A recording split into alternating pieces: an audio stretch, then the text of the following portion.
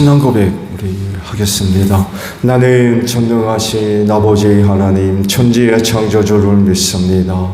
나는 그의 유일하신 아들 우리 주 예수 그리스도를 믿습니다. 그는 성령으로 잉태되어 동정녀 마리아에게서 나시고 본디오 빌라도에게 고난을 받아 십자가에 못 박혀 죽으시고 장사된 지 사흘 만에 죽은 자 가운데서 다시 살아나셨으며 하늘에 오르시어 전능하신 아버지 하나님 우편에 앉아 계시다가 거기로부터 살아있는 자와 죽은 자를 심판하러 오십니다. 나는 성령을 믿으며 거룩한 공교회와 성도의 교제와 죄를 용서받는 것과 몸의 부활과 영생을 믿습니다. 아멘. 찬송가 250장이에요.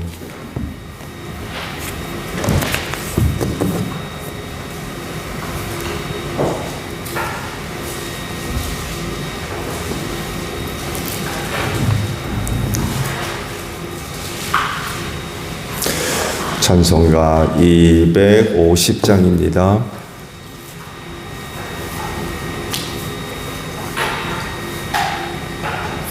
구주의 십자가 보혈로 죄 씻음 받기를 원하네. 내 죄를 씻으신 주 이름 찬송합시다. 찬송합시다. 찬송합시다. 내 죄를 씻으신 주 이름 찬송합시다. 죄악을 속하여 주신 주 내 속에 들어와 계시네. 십자가 앞에서 주 이름 찬송합시다. 찬송합시다. 찬송합시다. 내 죄를 씻으신 주 이름 찬송합시다. 주 앞에 흐르는 생명수 날 씻어 정하게 하시네. 내 기쁜 정성을 다하여 찬송합시다. 찬송합시다. 찬송합시다. 내 죄를 씻으신 주 이름 찬송합시다. 내 주께 회개한 영혼은 생명수 가운데 젖었네. 힘없고 순전한 주 이름 찬송합시다.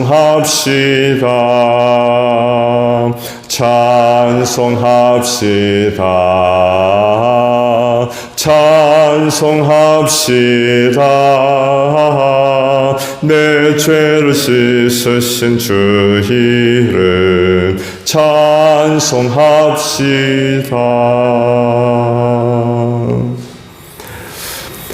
마태복음 26장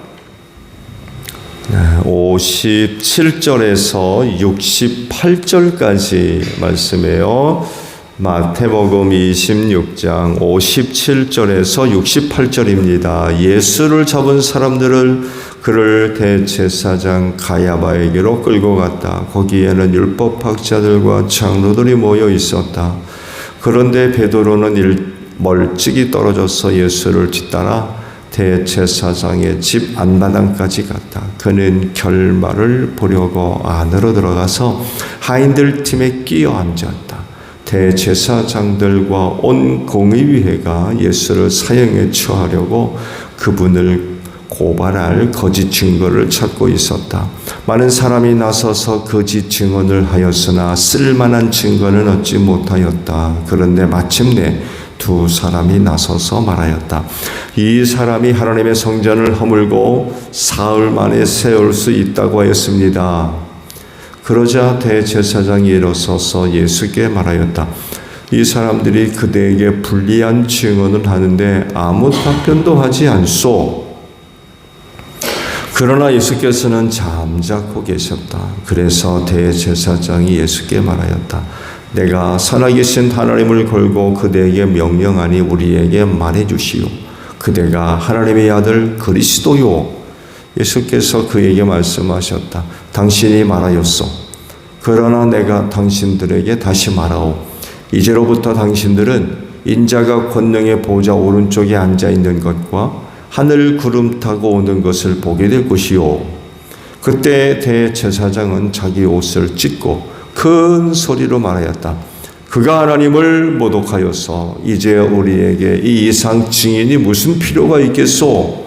보시오, 여러분은 방금 하나님을 모독하는 말을 들었소. 여러분의 생각은 어떠하오? 그러자 그들이 대답하였다. 그는 사형을 받아야 합니다. 그때 그들은 예수의 얼굴에 침을 뱉고 그를 주먹으로 치고 또 더러는 손바닥으로 때리기도 하며 말하였다. 그리스도야, 너를 때린 사람이 누구인지 알아맞추어 보아라. 아멘. 오늘 아침에는요 62절하고요 63절 상반절에 있는 말씀을 봅니다. 그러자 대제사장이 일어서서 예수께 말하였다. 이 사람들이 그대에게 불리하게 증언을 하는데도 아무 답변도 하지 않소. 그러자 예수께서는 잠자코 계셨다라는 말씀입니다. 예수님 당시 종교적으로든 정치적으로든 고발을 당해서 이제 변호를 하게 될 때, 종교적으로는 아마 사내들인 공의회가 되겠죠. 지금 예수님이 바로 이 상해들인 공의 앞에 가서 이제 변호를 하게 되는 그런 상황인데, 종교적으로 고발을 당했다 그러면 공의 앞에 서서 변호를 한다든지, 아니면 정치적인 문제로 고발당했다 그러면 총독 앞에 서서 이제 변호를 하게 되겠죠. 이건 법적인 권한이었습니다. 권리. 누가 됐든지 간에 이런 고발을 당하게 되면 법적으로 변호할 수 있는 권리가 보장됐어요. 그래서 당연히 자기 변호가 잘 적용이 됐다고 한다면 그 자리에 참여했던 사람들이 듣고 무죄를 이제 선언을 한다든지 그렇게 되겠죠. 근데 이제 변호가 잘못되게 되면 아무래도 곤란한 그런 일을 당하겠죠. 근데 이 곤란한 일은 우리가 생각하는 건 이상이죠. 종교적인 문제로 고발을 당해서 공의 앞에서 변호를 했는데 이게 이제 잘못됐다 그러면 이거 굉장히 심각해지는 그런 일이 발생할 수 있어요. 최고 심한 거라면 돌에 맞아 죽는 그런 일, 아니면은 매를 맞든지 이런 곤란한 일을 겪을 수밖에 없습니다. 자, 예수님이 지금 공의 앞에 불려가서 자기 변호를 하게 됐어요. 근데요, 이 사내들인 공의회가 예수님에게는 어떤 곳이었을까요? 어떤 곳?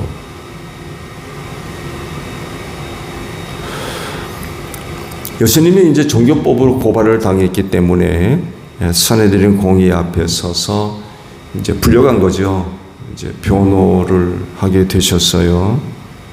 근데요, 공의회가 예수님에게 자기를 변호할 수 있는 기회를 얻은 그런 곳이었을까요?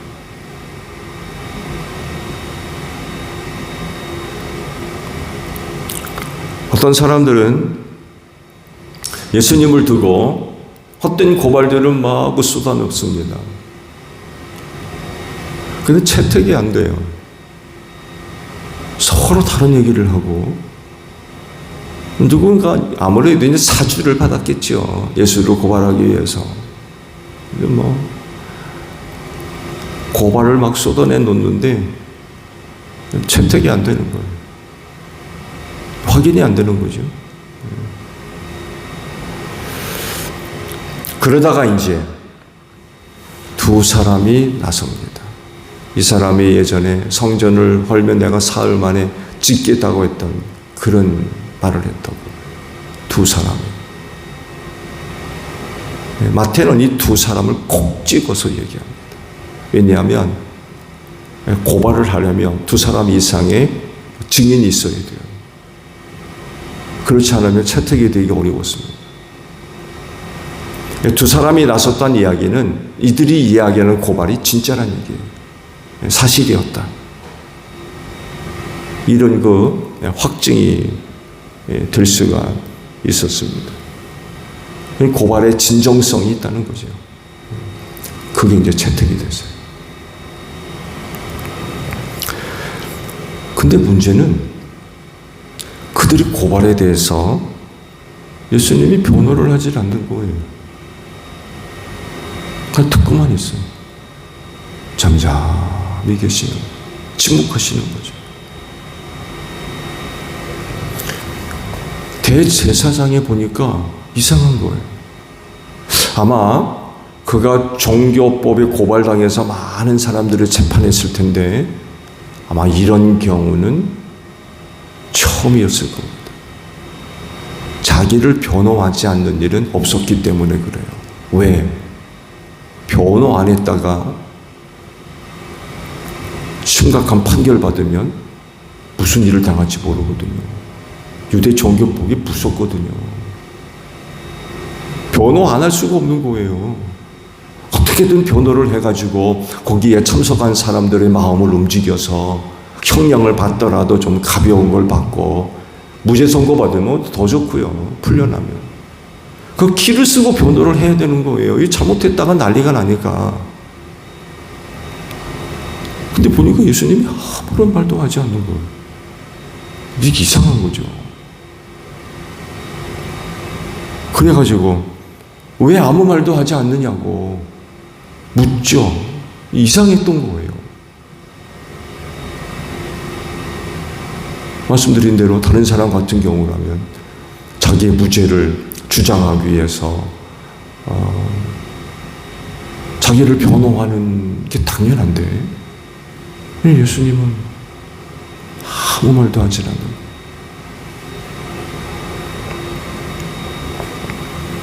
왜 예수님이 자기 변호를 하지 않았을까요? 왜? 자기를 고발하는 사람들이 나타났는데 아무런 말을 하지 않는 거예요. 왜 그랬을까요?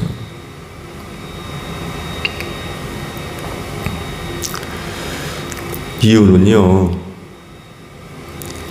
산헤드린 공의회는요, 자신을 변호하기 위해서 그 자리에 있는 게 아니었기 때문에 그래요.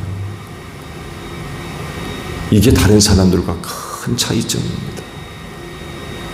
예수님을 고발하기 위해서 그리로 데려갔지만 예수님에게 있어서 공의회는 자기를 변호하는 자리가 아니에요. 자기를 지키기 위해서, 자기를 보호하기 위해서 변호하는 그런 자리가 아니었던 거예요. 말씀드린 대로 어떤 사람들은 종교법에 고발을 받아가지고 공의 앞에 서게 되면 당연히 기를 쓰고 자기를 변호합니다. 기를 쓰고 어떻게든 풀려나려고. 자칫하면 무시무시한 그런 거 형벌을 받을 수 있기 때문에 그런 거죠. 근데 예수님은 그 어떤 사람들과 완전히 다른 그런 모습을 지금 보여주셨던 거예요. 즉 자기를 지키고 보호하기 위해서 변호한 그런 입장이 아니었던 거예요. 만약 자신을 보호하기 위해서 변호하는 자리가 되었다고 하면 십자가를 지겠다는 겁니까? 안 지겠다는 겁니까? 그럼 생각해 보세요. 지금 예수님 십자가 지셔야 되잖아요. 그 하나님의 뜻을 이루기 위해서 십자가 지셔야 되는데, 근데 만약에 공의 앞에 불려가가지고 고발당해서 이제 변호를 하는 자리인데, 만약에 예수님이 자기 자신을 보호하기 위해서 길을 쓰고 변호했다면 그 십자가를 지겠다는 거예요? 안 지겠다는 거예요?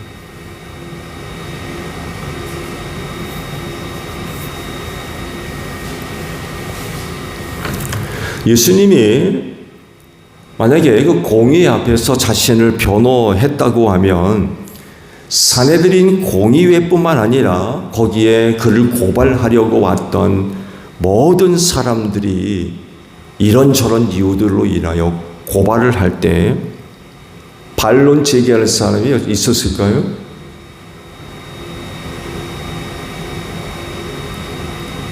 있었을까요? 없었을까요? 여러분, 예수님 공생의 그 사역 기간 동안에 대제사장들과 바리새파 사람들, 그리고 그들이 파견한 정탐꾼들 얼마나 많이 있었는지 몰라요. 항상 따라다녔어요. 항상. 왜 따라다녀요? 예수님 넘어뜨리려고, 올무에 걸려서 잡아뜨리려고, 함정 파놓고 빠뜨리려고,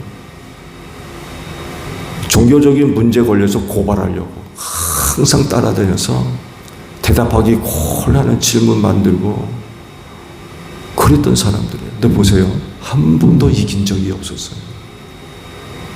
예수님이 그들에게 하시는 말씀 앞에 그들이 꼼짝을 못했어요.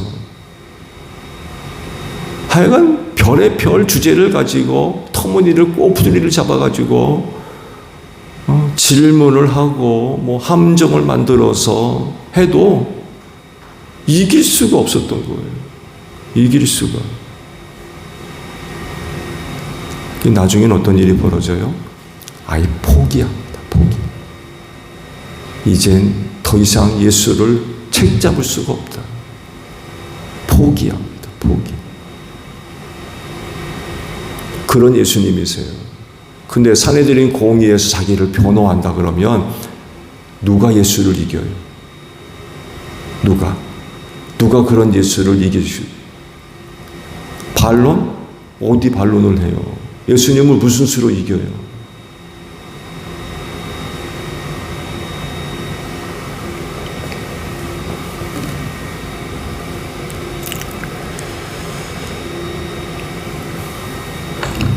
그렇게 되면 그 예수님이 그 십자가 지겠습니까?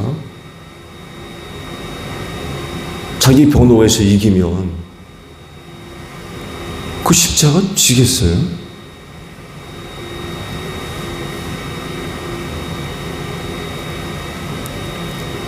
예수님은요, 십자가를 지기 위해서 공의 앞에 서셨어요. 자기를 변호하고 자기를 지키고 자기를 보호하기 위해서 거기 서 있는 게 아니라 십자가를 지기 위해서 거기 서셨던 거예요.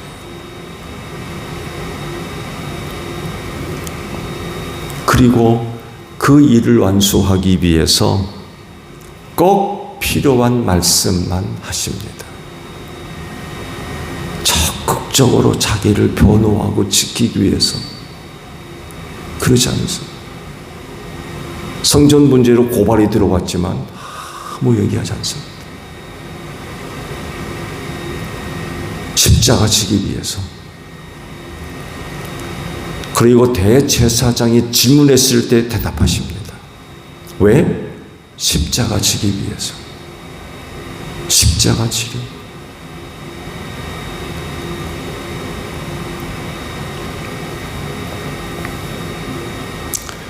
그래서 십자가를 져야 할 일과 관계가 없으면 대답하지 않으세요.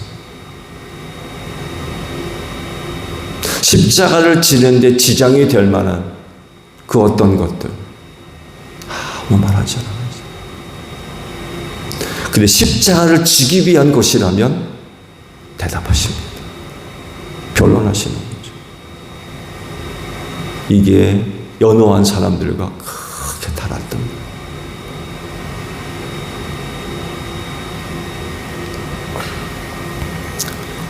이 모습이 대제사장 눈에 이상하게 비쳤던 예수님의 그와 같은 태도에 아마 가야바가 크게 당황했을 겁니다. 처음 보는 모습이었을 거예요.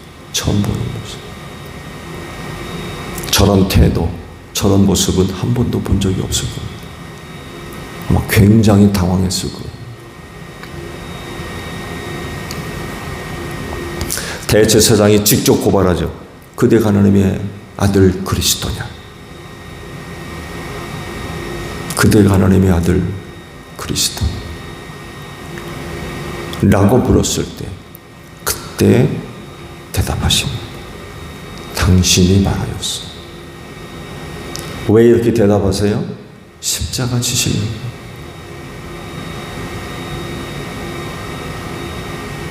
그런 위험으로부터 자기를 지키고 보호하려면 뭐라고 대답하셔야 돼요? 아닌데? 그래야 돼요.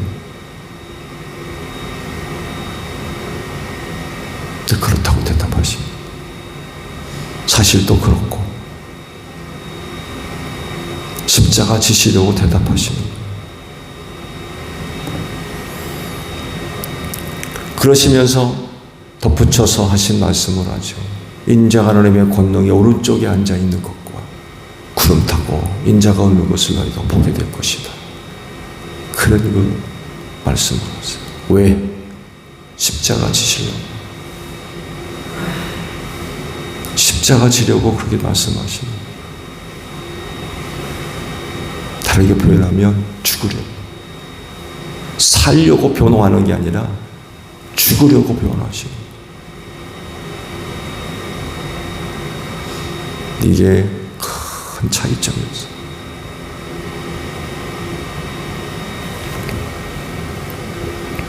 사실 그 내용이 참되고요.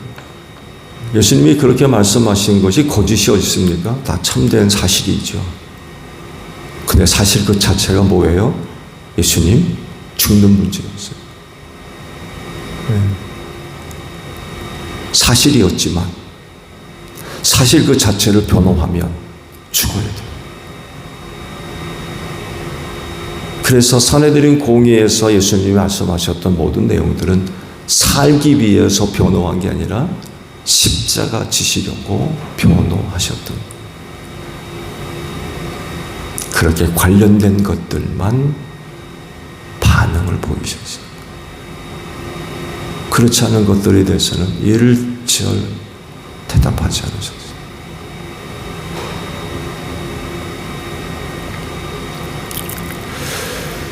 주님이 맡겨주신 사명을 감당할 때에 예수님과 같은 그런 그 상황에 놓인다고 하면 여러분은 그 자리에서 무슨 내용으로 여러분 자신을 변호하시겠습니까? 그런 자리를 회피하기 위해서, 그런 자리로부터 도망치기 위해서.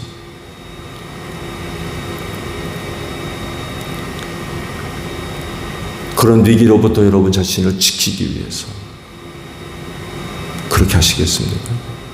그러려면 예수 모른다고 해야 될 거래요. 교회 안 다닌다고 얘기해야 될 겁니다.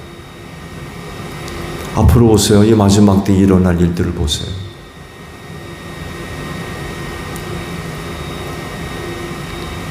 예수님 못지않는 그런 일들을 우리가 겪을 수 있어요. 고발당하고 법정 앞에 설 수 있어요. 그때 그러잖아요. 이건 무슨 말을 할까 염려하지 마라. 성령께서 너에게 다 가르쳐 주실 것이다.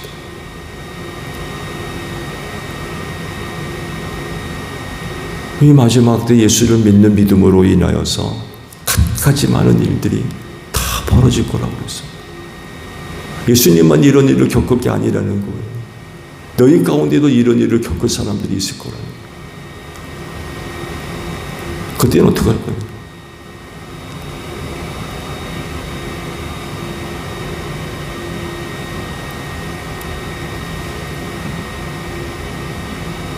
무사히 빠져나오기 위해서, 내가 나 자신을 지키기 위해서 변호한다 그러면 아마 예수 모른다고 해야 될 겁니다.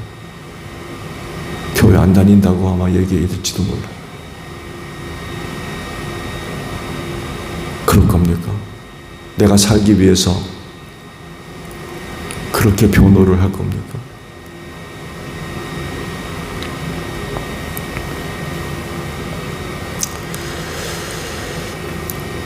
오늘 내게 맡겨주신 그 사명의 길을 끝까지 가야 한다고 하면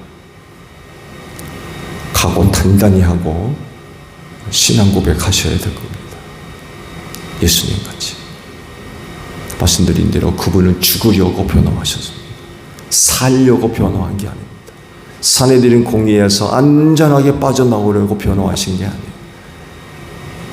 그분의 변호는 십자가 지려고 변호하셨어요.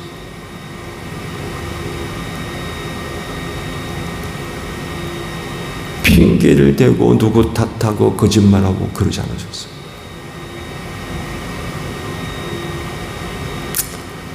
이런 예수를 우리가 믿고 그 뒤를 따라가는 사람들이라고 한다면 그런 예수의 모습을 본받아서 내가 맡겨주신 사명, 내가 가야 할 그 길, 그 길을 위해서 나 자신을 변호하는 그런 그 모습들이 있어야 되지 않나. 그래서 각오 단단히 하셔야 돼요. 보통 각오 갖고 안 될 거래요. 정말 각오 단단히 해야 됩니다. 그렇게 각오가 단단히 서지 않으면 법정에 서서 딴 말할 수 있습니다. 나 예수 안 믿는데요? 나 교회 다닌 적 없는데요? 이렇게 하지 않으면 그 법정에서 빠져나올 길 없을 거예요.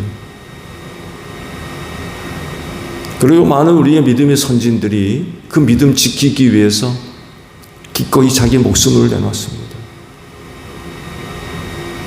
대표적으로 누가 있어요? 스데반 집사가 그 예수님의 길을 뒤따라갔어요. 기억들 하시죠? 스데반 집사가 어떻게 죽었는지.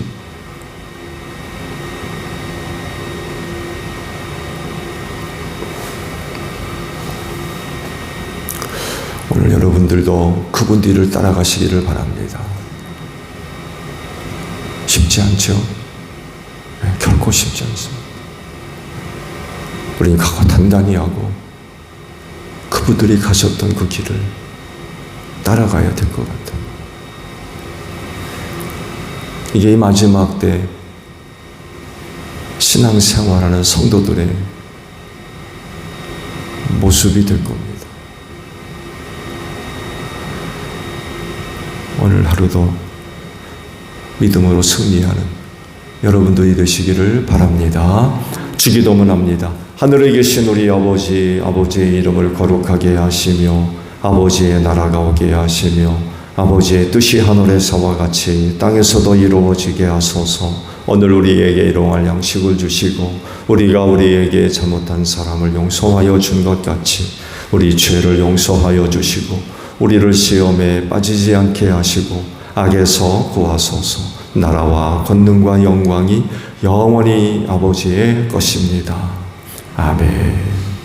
기도하겠습니다.